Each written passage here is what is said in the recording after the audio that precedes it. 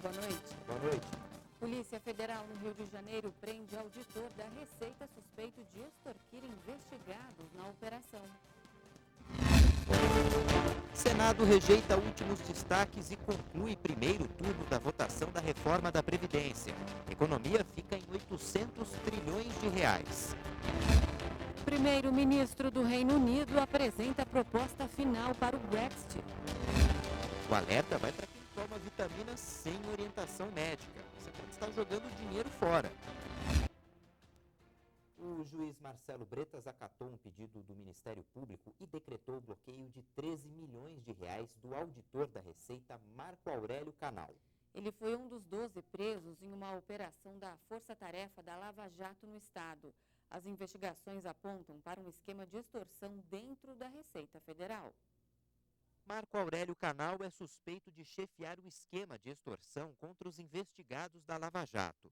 Auditor da Receita, ele era o supervisor de programação e tinha acesso a informações da operação no Rio de Janeiro. A operação desta quarta, chamada de Armadeira, é baseada em novas delações de 2 réus da Lava Jato. Leles Teixeira, ex-presidente da FETranspor, a Federação das Empresas de Transporte do Estado, e o empresário Ricardo Siqueira, que neste vídeo gravado no ano passado aparece no encontro com um auditor da Receita, que também foi preso. Segundo o Ministério Público, Marco Aurélio recebeu 4 milhões da FETranspor para encerrar investigações sobre a empresa na Receita. O auditor da Receita já foi citado pelo ministro do Supremo Tribunal Federal, Gilmar Mendes, como responsável pela criação de um dossiê com seus dados. A defesa de Marco Aurélio Canal ainda não se manifestou. O Senado analisou hoje os destaques que podiam alterar o texto base da reforma da Previdência. Nenhuma proposta apresentada passou, mas um destaque votado de madrugada foi aprovado. Agora a votação da PEC vai para o segundo turno, que deve acontecer na próxima semana. O primeiro destaque sugeria manter a idade mínima para a aposentadoria das mulheres em 60 anos. Analisado pelos senadores, foi rejeitado por 54 votos a 18. O texto base aprovado prevê que a idade mínima para mulheres comece em 60 anos e aumente até chegar aos 62 anos. Já o PT apresentou destaque para votar em separado o artigo que trata sobre a pensão por morte. Também foi rejeitado por 57 a 16 votos. A proposta do partido era manter o benefício de forma integral como é hoje. O destaque traria um impacto de quase 107 bilhões de reais, de acordo com o governo. Para finalizar a discussão do primeiro turno, os senadores rejeitaram o destaque da rede, que inicialmente foi apresentado pelo PROS e pedia votação em separado do trecho que estabelece as idades mínimas para aposentadoria especial em casos de atividades com efetiva exposição a agentes nocivos à saúde. Eu só quero que fique registrado nos anais da casa que aqueles que têm direito à aposentadoria, baseado no adicional, foi feito um acordo com os líderes e inclusive com o líder do governo e com o representante do executivo, que vamos ajustar ainda essa semana uma alternativa para resolver, porque eles ficaram exatamente sem nada. Tinham direito de se aposentar com 25 anos de contribuições, foram diretamente para 40 e 65 de idade. Só isso, presidente. Obrigado mais uma vez a tolerância e a excelência. O presidente da Casa, Davi Alcolumbre, abriu uma sessão extraordinária nesta quarta para avaliar esses pontos depois dos senadores terem decidido na madrugada suspender a sessão. O texto base da reforma da Previdência foi aprovado em primeiro turno no plenário por 56 votos a 19 às 10 da noite. Mas um destaque acabou sendo aprovado, um trecho sobre abono salarial, e assim fica valendo a lei atual, que garante o benefício para quem recebe até 2 salários mínimos. A aprovação deste destaque vai custar cerca de 76 bilhões de reais ao governo. Com isso, a economia prevista com a reforma da Previdência cai para pouco mais de 800 bilhões de reais em 10 anos. Mas o impacto de 70 bi com esse resultado é considerável, líder? É, claro que é um impacto considerável em relação à proposta do senador Tasso Gereissati, reduzindo de 870 para 800 bilhões. Então, é sim uma redução considerável. De Diante deste resultado, o ministro da Economia, Paulo Guedes, cancelou uma série de reuniões que teria nesta quarta com senadores de diferentes partidos. Oficialmente, o Ministério diz que as reuniões foram canceladas porque o governo está fechando a reforma do Estado. Na saída do Palácio Alvorada, na manhã desta quarta, o presidente Jair Bolsonaro lamentou para um grupo de apoiadores a necessidade de aprovar uma reforma da Previdência, mas diz que sem as mudanças nas regras das aposentadorias e pensões, o país quebra em um período de 2 anos. A queda na economia com a reforma da Previdência vai custar mais alguns ajustes ao governo, mas estaria mostrando que o caminho de uma reforma é o melhor a seguir. É o que você vai ver na entrevista da repórter Beatriz do Vale. Para nós economistas, a gente já tinha uma ideia que mesmo 1 trilhão já necessitaria de uma nova reforma daqui a alguns anos, uma revisão. Mas com essa redução de praticamente 200 bilhões, são valores assim que o governo vai ter que fazer uma lição de casa, ele vai ter que contrabalancear essa perda. Como? Redução nos gastos públicos, ele vai ter que intensificar essa questão de reduzir os gastos para que essa conta vai ter que ser fechada. Esses 200 bilhões que ficaram fora da proposta vai ter que ser coberto de alguma outra maneira. Lembrando que hoje nós temos praticamente um déficit de 300 bilhões que é pago pelo Tesouro. Então, eu acredito que mesmo com essa perda, mas ela se torna positiva, já é uma modificação muito grande. Nós vamos ter um fôlego para o governo fazer investimentos para que possa promover a produtividade. Existe uma grande diferença entre os gastos com a Previdência de funcionários públicos e funcionários da iniciativa privada. A reforma resolve isso? O princípio da reforma era justamente linearizar. O que é linearizar? É passar uma linha contínua tirando essas diferenças. Então, realmente ela atinge esse público, mas não todos os servidores, ficaram alguns de fora. Alguns servidores públicos acabaram ficando de fora, principalmente do judiciário, a questão dos militares, que provavelmente será palco de uma nova PEC de alteração. Só que eu vejo como muita ressalva, porque vai ter rejeição dentro da própria base do governo para passar como aprovação. Então, mas existe sim uma diferença, existia uma diferença grande que o governo buscou uniformizar para que a contribuição não ocorra mais aquelas diferenças tão drásticas. Só a reforma é suficiente para melhorar as expectativas da economia no Brasil? Não, a reforma da Previdência ela fica sendo como um incentivo.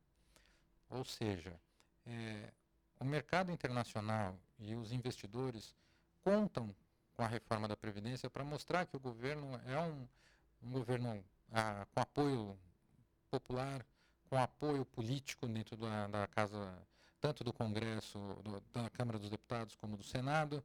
Isso mostra que as reformas são necessárias, não só a reforma da Previdência como a tributária e as outras que vão por vir. Isso mostra que o governo é um governo reformista e ele ganha força. A reforma da Previdência, além de ela mexe exclusivamente nos gastos do governo, somente nisso. O que isso vai significar? Investimentos do governo. O que interessa isso para a economia nesse exato momento? É a força que o governo tinha de conseguir realizar uma reforma. O Senado aprovou hoje um projeto de lei que fixa um teto de gastos para as campanhas políticas nas eleições municipais do ano que vem. Agora, os parlamentares correm para aprovar a matéria nas duas casas, a tempo de o presidente Jair Bolsonaro sancionar até sexta-feira, que é o prazo final para as modificações eleitorais valerem em 2020. Pelo texto, os candidatos não podem gastar mais do que o limite legal, que varia de acordo com o número de eleitores dos municípios. Em São Paulo, por exemplo, o valor máximo permitido na campanha de 2016 foi de R$ 45 milhões. Com a correção inflacionária, este valor pode superar os R$ 50 milhões no ano que vem. A reforma da Previdência aprovada em primeiro turno fez o dólar cair nesta quarta-feira. A moeda norte-americana sofreu desvalorização de 0,68%, vendida a R$ 4,13.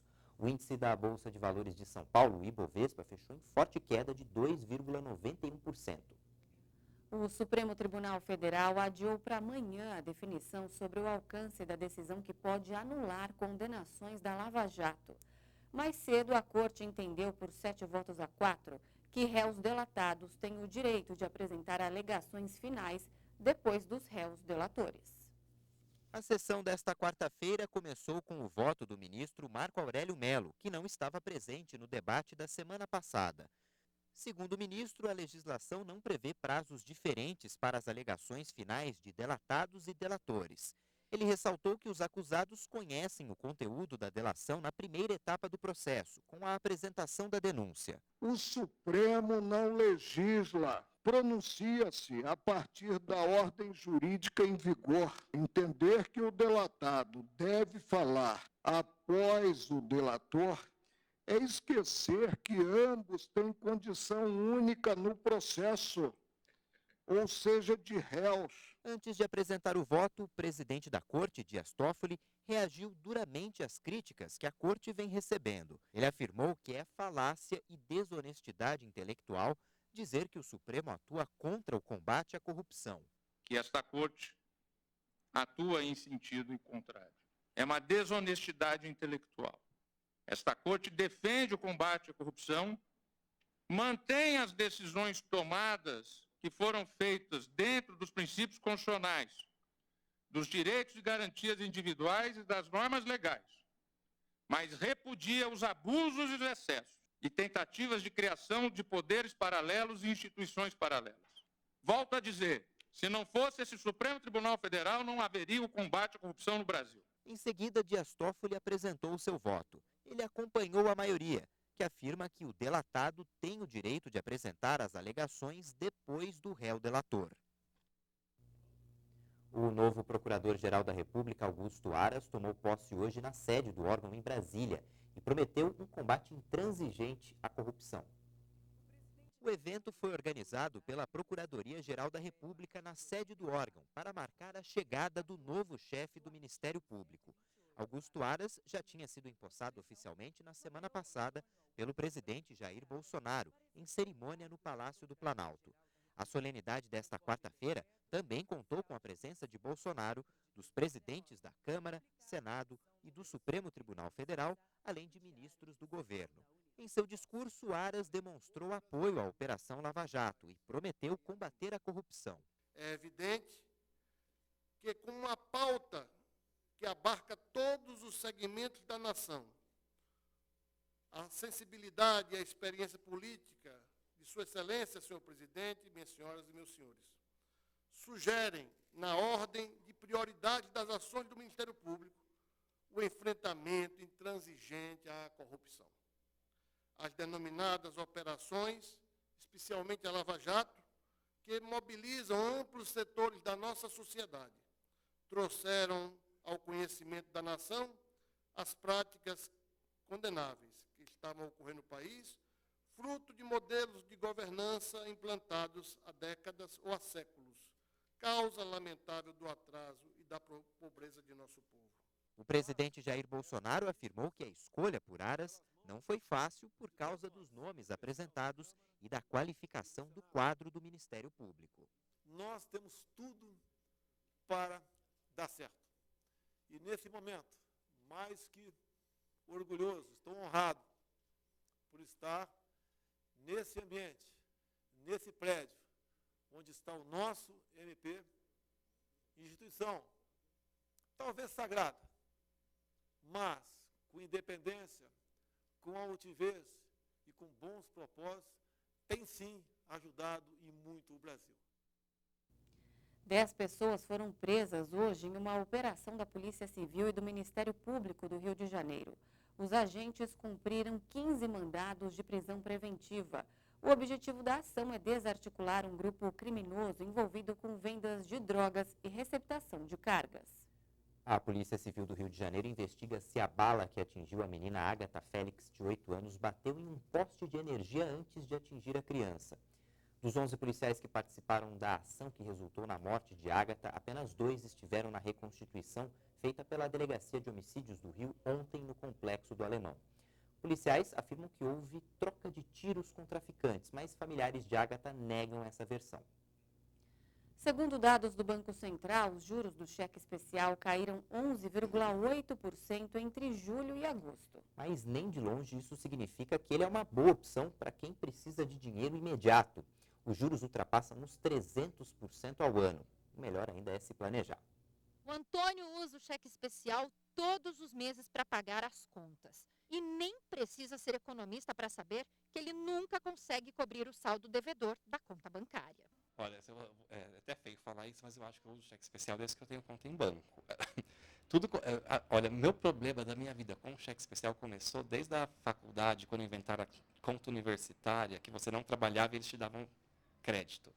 E aí eu já achava que eu tinha dinheiro, que eu nem trabalhava e tinha o limite, e desde então eu uso. Mas eu sempre usei tanto para coisas rotineiras, por exemplo, se eu tenho 0 na conta, alguém me chama para jantar, eu acho que eu tenho dinheiro porque eu tenho o limite. Então, eu não consigo resistir a um gasto sem usar o limite. Então, eu só resisti a um gasto quando eu já tinha usado todo o meu limite.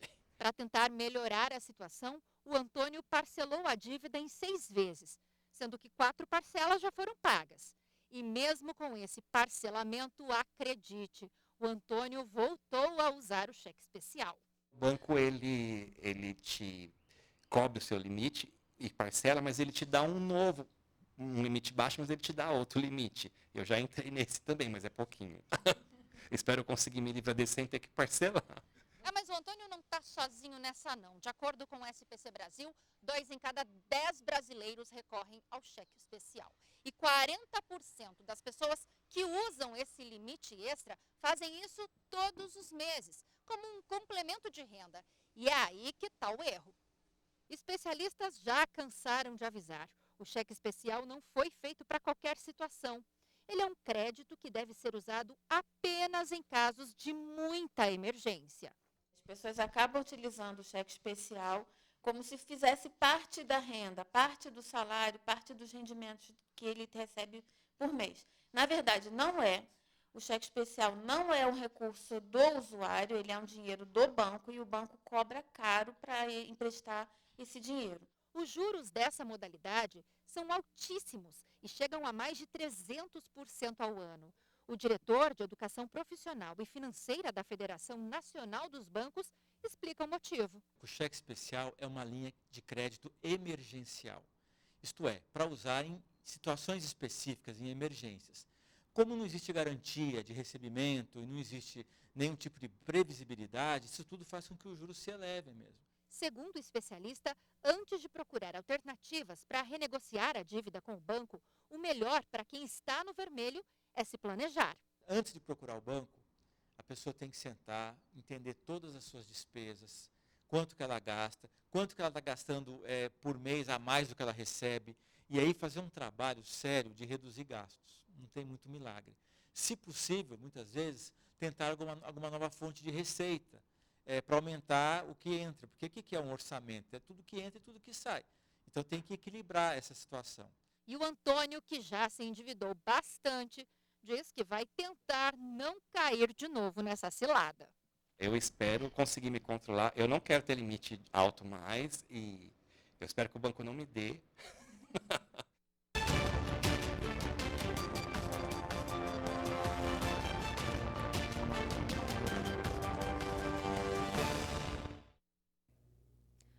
O adolescente de 12 anos que confessou ter matado a menina Raíssa, de 9, foi levado para a Fundação Casa em São Paulo. O menino vai ficar na unidade do Brás por 45 dias até o encerramento do inquérito. O garoto disse em depoimento que usou um galho de árvore para matar a menina. A polícia acredita que outra pessoa tenha participado do crime. Raíssa foi encontrada morta no último domingo, depois de desaparecer de uma festa onde estava com a família. A Secretaria Estadual de Saúde de São Paulo confirmou hoje mais 4 mortes por sarampo no estado. No total, 9 pessoas já morreram por complicações da doença este ano. Não havia registro de mortes por sarampo em São Paulo desde 1993. Uma nova campanha de vacinação vai ser lançada na próxima segunda-feira. O primeiro-ministro britânico Boris Johnson apresentou hoje sua proposta final sobre o Brexit à União Europeia. Ele pediu a Bruxelas alguma concessão para alcançar um acordo. Caso contrário, prometeu abandonar o bloco sem conversas no final do mês. Confira agora em um giro de notícias internacionais.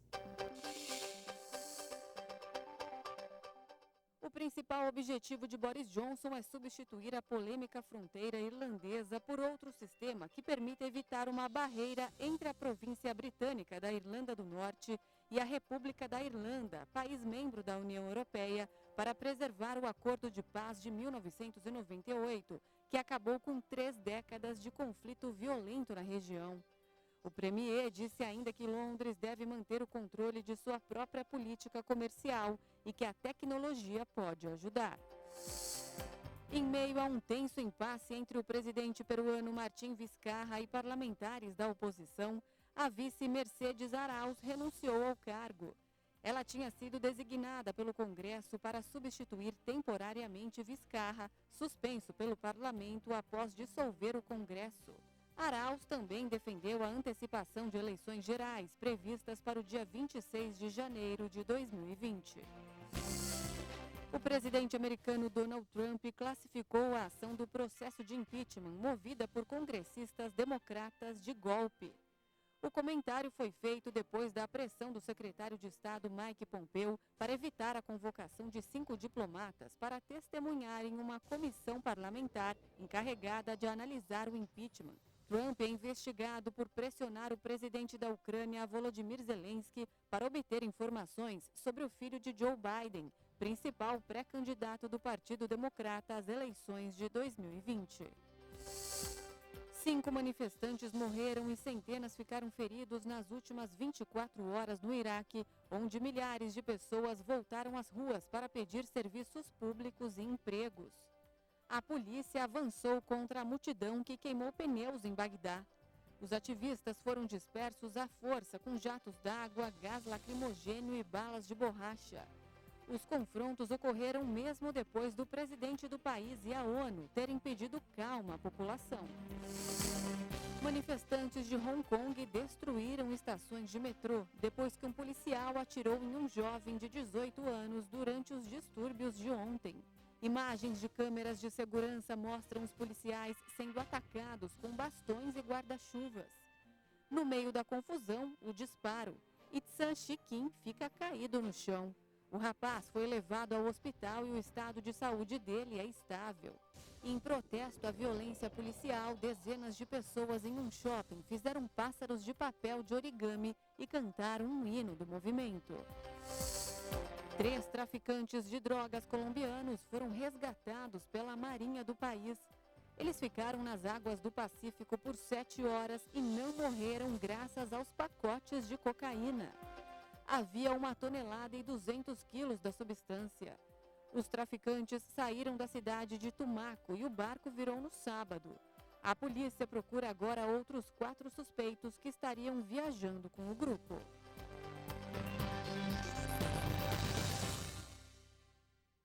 Uma correção, eu falei agora há pouco, São Paulo voltou a registrar mortes por sarampo e não registrava mortes desde 1997 e não 1993, como eu tinha dito.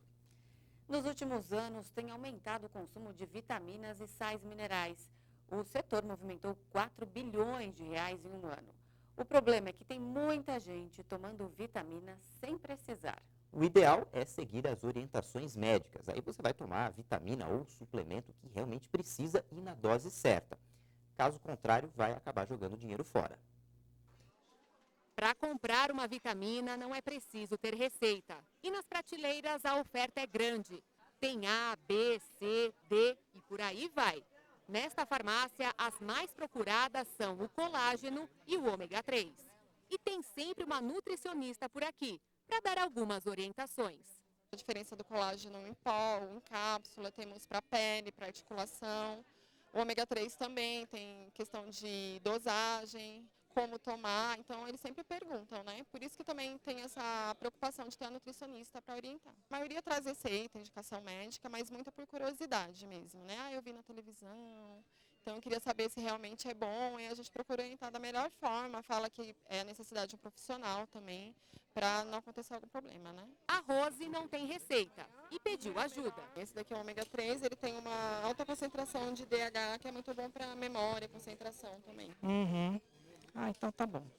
Obrigada. Eu vim atrás de colágeno, né? Colágeno para pele, para articulação, diz que é bom para estrias também, né? Então eu vim atrás disso. E quem te indicou, quem que te falou que era necessário o uso de colágeno? A gente ouve bastante gente falando, o médico também indica alguma coisa, né? Então a gente vem atrás. Hoje, pensando em atender os consumidores de acordo com a necessidade de cada um, o mercado de vitaminas e suplementos alimentares aumentou a oferta para quase 500 produtos. Um mercado bilionário, que em apenas um ano movimentou mais de 4 bilhões de reais no Brasil. Na farmácia que o Marcos gerencia, o aumento nas vendas de vitaminas e suplementos alimentares foi de 20%. Nos últimos anos houve um aumento na procura por vitaminas e minerais. Eu acredito que as pessoas estão procurando cuidar mais da saúde, ter mais qualidade de vida, e nem sempre no dia a dia na alimentação você consegue suplementar tudo o que precisa, né? Então, por isso eu acho que houve esse aumento tão expressivo. E hoje as pessoas compram na farmácia e tomam indiscriminadamente vitaminas, sais minerais em excesso, sem saber a importância, achando que com isso vão ficar mais fortes, com mais resistência, com mais imunidade, coisa que não acontece. É essa mesmo a intenção dos consumidores. Quem pratica atividade física, então, está sempre de olho nas novidades do setor. Mas é preciso ter cuidado com os excessos. Nós somos praticantes de atividade física e não um atleta de alta performance para poder estar consumindo esses zilhões que o mercado está oferecendo de produto, né?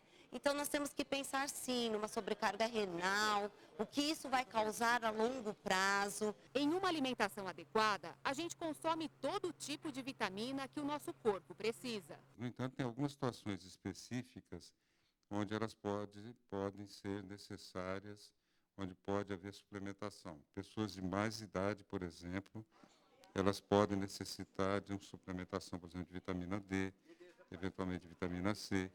Pessoas que praticam esportes assim, bastante intensos, isso também pode ser que seja necessário.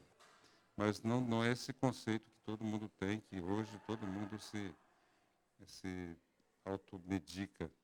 Mas o ideal é falar com o seu médico de confiança. Ele vai pedir os exames necessários e receitar a vitamina que você precisa e na dose certa. Tem uma frequência muito grande de pessoas com falta de vitamina como a D.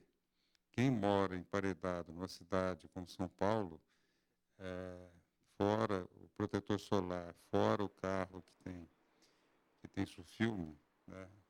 O que acontece? Acaba não recebendo raios de sol que são necessários para ativação da vitamina D, por exemplo. Então, em algumas situações você realmente precisa de tomar vitamina. O José Luiz está fazendo tudo certinho. Eu faço uma suplementação necessária por indicação médica, não só pelas necessidades do desgaste físico que a gente tem, mas também pela idade. Bom, ainda falando de saúde, nos últimos anos, várias pesquisas mostraram que o consumo de carne, especialmente a vermelha, está relacionado ao aumento no número de casos de câncer. Mas este resultado está sendo contestado por um novo estudo que afirma que não há benefícios em restringir o consumo de carne vermelha. A redução do consumo de carne vermelha é um conselho médico padrão para prevenir câncer e doenças cardíacas. Mas uma revisão de dezenas de estudos concluiu que o risco potencial é baixo e as evidências incertas. De acordo com as novas diretrizes publicadas em uma revista médica, um painel de pesquisadores de 7 países sugeriu que adultos continuem com o consumo atual de carne vermelha. O mesmo conselho foi dado para o consumo de carnes processadas. A pesquisa analisou vários estudos que mostraram que a redução do consumo de carne vermelha a 3 porções por semana poderia reduzir a mortalidade por câncer em 7 mortes a cada 1.000 pessoas. Apesar das novas diretrizes, o Centro Internacional de Pesquisa de Câncer da Organização Mundial da Saúde garante que a carne processada é cancerígena e que as recomendações atuais não vão ser alteradas. A história em Brasília, uma motorista ficou surpresa ao receber uma multa de R$ 134 por excesso de velocidade. A notificação mostrou que ela dirigia a 710 km por hora, que é mais rápido que muito avião, né? Apesar de ter 178 cavalos de potência, o carro que a motorista dirigia, claro, jamais conseguiria atingir uma velocidade tão alta. O órgão de trânsito da cidade ainda não se pronunciou sobre o problema. Bom, a gente encerra essa edição com imagens de uma enfermeira que está fazendo a diferença para pacientes de um hospital nos Estados Unidos. Sara Capinos toca violino para quem está doente. Ela, que é apaixonada por música, conta que esse é um momento de alívio, especialmente para aqueles que lutam contra a dor e o isolamento. Vamos ouvir.